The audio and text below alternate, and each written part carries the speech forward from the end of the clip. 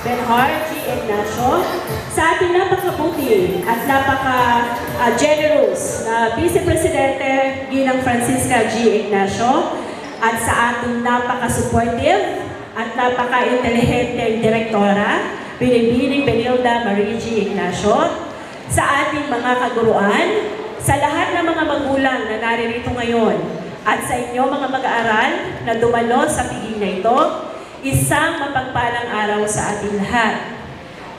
Tunay na may ituturing na magical night ang gabi ito para sa lahat ng naririto. Dahil masusulyapan natin ang mundo at makalumang panahon ni Maria Clara at Ibarra. Si Ibarra na naging simbolo ng katalinuhan, katatagan at katapatan dahil sa kanyang pakikipagtalastasan labang sa mapang-abusong mga praile at mga Espanyol.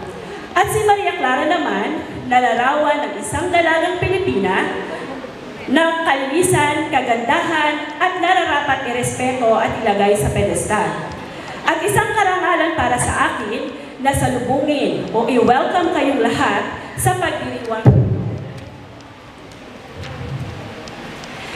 Ito ay ang pagkakataon na pinakahihintay at pinaghandaan nating lahat at walang kahit anong unos ang makapipigil sa atin upang ipagdiwang ang mahalagang araw na ito ng pagkakaibigan at pagkakakilala. Halina at tayo ay lumabas panumantali sa realidad ng mundo at pumasok muna tayo sa mundo ni Ibarra at Maria Clara kasama ang buong pamilya ng Holy Redeemer School of Cabuyao.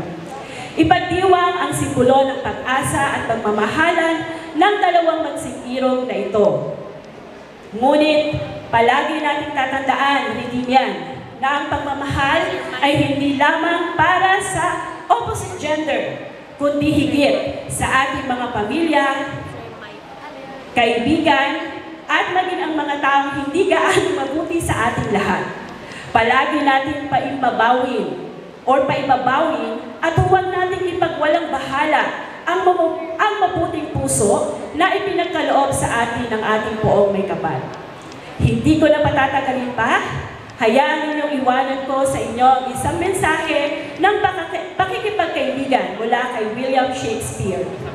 A friend is one that knows who you are, understands where you have been, accepts what you have become, and still gently allows you to grow. Magandang hapon at mag-enjoy tayong lahat sa gabi nito. Maraming salamat sa ating puting punong ko, si Ginang Maria Tapisampang.